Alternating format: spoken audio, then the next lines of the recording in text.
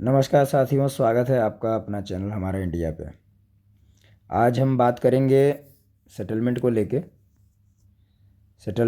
लेके। मैं आपको ये बताना चाहता हूँ कि जो कल की जूम हुई थी फैजान साहब की, बहुत अच्छी जूम रही और बहुत उम्दे तरीके से उन्होंने अपनी बातों को भी रखा। मैं आपसे गुजारिश करना चाहूँगा, जिन्होंने अभी तक हमारे चैनल को सब्सक्राइब नहीं किया वो चैनल को सब्सक्राइब कर लें, बेल नोटिफिकेशन को ऑन कर लें ताकि आने वाले अपडेट्स उन तक मिलते रहें।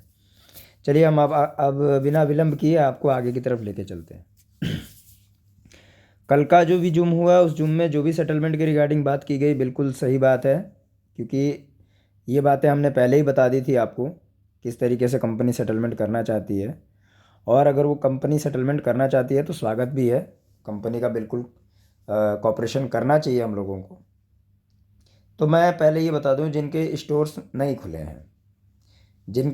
नहीं खुले हैं और वो अगर सेटलमेंट लेना चाहते हैं तो जो भी उनको मिला होगा, एक ईएमआई, दो ईएमआई जो भी कंपनी ने पेड ऑफ की होगी और रेस्ट जो भी आपका निकल रहा है उसको पार्शियल पेमेंट का कंपनी आपको जैसा भी पीडीसी हो या आपको मंथवाई हो आपको क्लियर कर।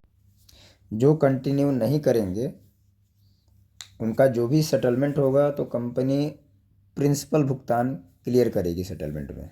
मैं ये आपको बता दूं, प्रिंसिपल भुगतान ही क्लियर किया जाएगा सेटलमेंट में। अदरवाइज़ जो कंटिन्यू करना चाहते हैं तो कंपनी उनके पेमेंट को स्टार्ट्स कर देगी। जैसे आपने यदि 25 लाख रुपए लगाए हैं और आपका मंथली ईएमआई जो बनता है वो 1 लाख रुपए बनता है, तो स्टार्टिंग में कंपनी आपको 50,000, 1 लाख जैसे भी हो स्टार्ट कर देगी। और जैसा उनके एग्रीमेंट में टर्म एंड कंडीशन में है कि 35 महीने के अंदर आपको क्लियर करना है आपके डिपॉजिट अमाउंट को विथ बेनिफिट के साथ में, तो उनके पास 35 मंथ्स का समय है एज़ पर एग्रीमेंट, जैसा उनका कहना है। अब बात आती है कि जो स्टोर्स खुले हैं उनका क्या। तो मैं आपको ये बता दूं कि जो स्टोर्स खुले हैं उनके लिए भी क्लियरिटी यही है कि कंपनी अधिकांशतः स्टोरों को फोफो मॉडल में चलाना चाहती है, जो कि बहुत ही सुंदर तरीके से डिज़ाइन उन्होंने किया है। वो आने वाले समय में खुद सीएमडी आपको बता देंगे और एमडी। मैं जानता हूँ, लेकिन मैं ये बोलना नहीं चाहता क्योंकि मैं चाहता हूँ कि उनके द्वारा ही इसको रिवील किया जाए वो कैसे करना चाहते हैं। अब बात आती है कि आपको समाधान चाहिए और समाधान पे यदि कंपनी काम करती है तो उसका स्वागत भी है।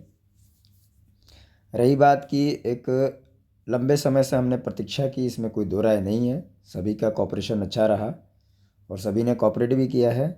तो अब कुछ ज़्यादा मैं ये नहीं बोलना चाहूँगा कि बहुत लंबे समय तक आपको प्रतीक्षा करने की भी आवश्यकता है, क्योंकि तैयारियां परिपूर्ण हैं यदि कंपनी की तरफ से तो आपकी भी तरफ से। और आपको मैं आश्वस्त करना चाहता हूँ कि आप अपने विवेक से निर्णय ले सकते हैं कि हमें सेटलमेंट करना चाहिए या नहीं करना चाहिए। मेरा जो भी निर्णय होगा वो मेरे लिए है और आपका जो भी निर्णय होगा वो आपके लिए है।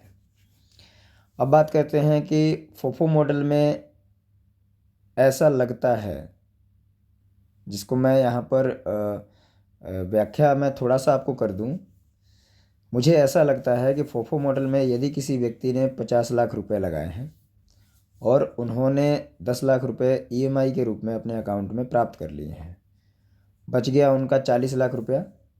तो 40 लाख रुपए में जो भी इन्वेंट्री होगी कंपनी की, जो भी इन्वेंट्री होगी या जो भी उसके गुड्स प्रोडक्ट्स वगैरह वहाँ अवेलेबल होंगे, मान के चलिए कि इन्वेंट्री और गुड्स मिला के होता है 10 लाख रुपया, तो यानी बच गया 30 लाख रुपया। 30 लाख रुपए का कंपनी आपको रिफ़िल करके आपके स्टोर को क्लियर कर देगी। उसके बाद आपका स्टोर आप 2 एम्प्लाई रखें, 4 एम्प्लाई रखें या आप खुद ही बैठ के क्यों ना चलाएं, वो आपके ऊपर है। उसमें कंपनी किसी तरह का भी इंटरफेयर नहीं करेगी और बिल्कुल आप अपने स्टोर को अपने इच्छा अनुसार चला सकते हैं, इसमें कोई दो राय नहीं है।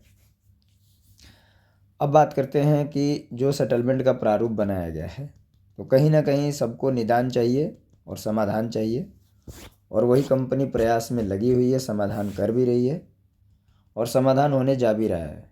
बशर्ते अब यदि कोई ये सोचता है कि प्रति व्यक्ति मेरे से बात नहीं हो रही है, मुझे रिज़ल्ट नहीं मिल रहा, मुझे फीडबैक नहीं मिल रहा, तो मैं आपको बता दूं कि यदि किसी टीम को कोई लीडर लीड करता है और वो लीडर वास्तव में एक अच्छी क्वालिटी का है और वो संपर्क बनाए रखता है, तो इसमें कोई दो राय नहीं है, वो उनके लिए काम कर रहा है और काम हो भी रहा है।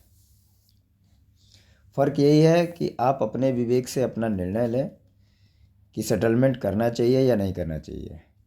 जहाँ तक मैं मानता हूँ कि कहीं ना कहीं जो पिछले बीते हुए समय में आपने स्टोर्स चलाए या उस स्टोर्स को आपने कंटिन्यू रखा, तो कहीं ना कहीं जब आपने कंटिन्यू किया तो एक अनुभव आपका रहा होगा उस स्टोर्स को चलाने में, जिसको आप भली भांति जानते होंगे।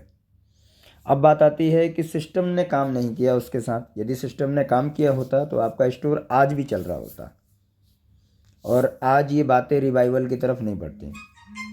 दूसरा मैं आपको बता दूं कि ऐसे स्टोर्स जहाँ पे इन्वेंट्री गई भी है, वो खुले भी नहीं है, तो उस कंडीशन में कंपनी वहाँ पे बड़े स्टोर में मर्ज करके ओपन करना चाहती है।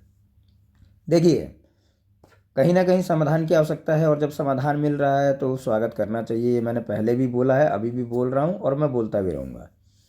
अब बात आती है कि जो साथी हमारे साथ जुड़े हुए हैं, जो हमको पसंद करते हैं, हमारे कंधे से कंधे मिला के चलने के तैयार भी हैं, हर परिस्थिति को फेस करने को तैयार हैं, मैं उनके लिए एक चीज़ बताना ज़रूर चाहूँगा कि सबसे पहले तो आप अपनी राय को हमारे कमेंट बॉक्स में कमेंट करें। जिनको सेटलमेंट चाहिए वो भी कमेंट करें और जो कंटिन्यू करना चाहते हैं वो भी कमेंट करें। आपको किसी भी परिस्थिति में यहाँ हानि होने वाली नहीं है, मैं इसके लिए आपको आश्वस्त कर दूँ। अब बात आती है कि सेटलमेंट का जो तरीका है वो आपको 31 मार्च के बाद से जिसको भी सेटलमेंट लेना हो, हमारे टीम से जो भी हैं जिनको भी सेटलमेंट लेना हो वो कांटेक्ट करें और बिल्कुल उनका सेटलमेंट होगा, इसमें कोई दो राय नहीं है। और ये सेटलमेंट कराने वाला मैं नहीं हूँ, ऑलरेडी कंपनी करने को तैयार है, मैं आपको ये बता दूँ। अब बात आती है कि जो भी स्टोर मर्ज होके ओपन होंगे या फोफो मॉडल में चलेंगे, एक बात समझिए, कमाने का दौर अब आ रहा है। कंपनी कमाने का दौर अब लेके आ रही है। यदि वास्तव में स्वरूप बनाया जाता है एक बड़े स्टोर का और उस स्टोर में यदि 4 इन्वेस्टर भी मर्ज होके और काम कर रहे हैं तो निसंदेह इनकम आपकी होनी है, इसमें कोई दो राय नहीं है। लेकिन अब किसी भी समय का अवलोकन नहीं किया जाएगा, कार्यप्रणाली पर ध्यान दिया जाएगा। और कार्यप्रणाली हमारी यही कहती है कि हमने कंपनी से बहुत बार आग्रह किया कि आप करके दें, लोग चलने को तैयार हैं, और यदि विलंब करेंगे तो फिर साथ नहीं आपके विरोध में लोग हो जाएंगे। तो मैं ज़्यादा कुछ तो नहीं बोलना चाहूँगा, इसलिए आपसे मैं लास्ट में यही गुजारिश करना चाहूँगा कि हमारे चैनल को सब्सक्राइब कर लें और बेल नोटिफिकेशन को ऑन कर लें ताकि आपको समय पर जानकारी मिलती रहे।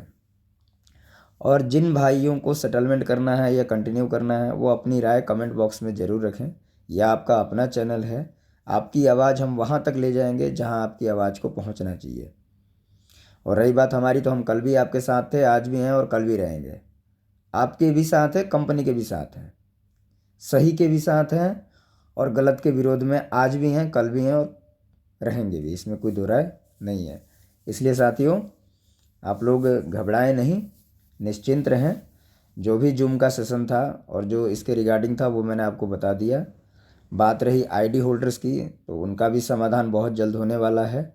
लगभग मुझे लगता है कि होली के पहले या होली से कुछ दिन बाद तक जिस स्थिति में पहले आप कंपनी को देखते थे उस स्थिति में कंपनी जाने को तैयार है। जो भी जानकारी मेरे द्वारा आपको दी गई वो पूर्णतया जो जानकारी हमें मिली उसी को हमने यहाँ पे दिया है। अब इस पर अस्तित्व लेना कंपनी का काम है, उसके लिए हम किसी भी प्रकार से जिम्मेवार नहीं हैं।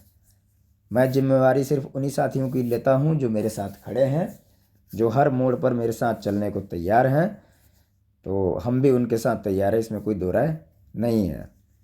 इसलिए इस वीडियो को आप लोग अधिक से अधिक लोगों तक शेयर करें ताकि पुख्ता उनके पास जानकारी जा पाए, और जैसे जैसे अपडेट्स हमारे पास आते रहेंगे अपडेट आपको हम देते जाएंगे। तो मैं यहीं अब वीडियो को समाप्त करना चाहूँगा और अंतिम जो लास्ट रिक्वेस्ट है वो मैं फिर आपसे करना चाहूँगा कि चैनल को ज़रूर सब्सक्राइब करें, लोगों तक ज़रूर शेयर करें और अधिक से अधिक लोग मेरे इस मंच पर आएँ। सभी का स्वागत है। हम सब एक साथ हैं और ये इंडिया की आवाज़ है, उठानी ही पड़ेगी। धन्यवाद।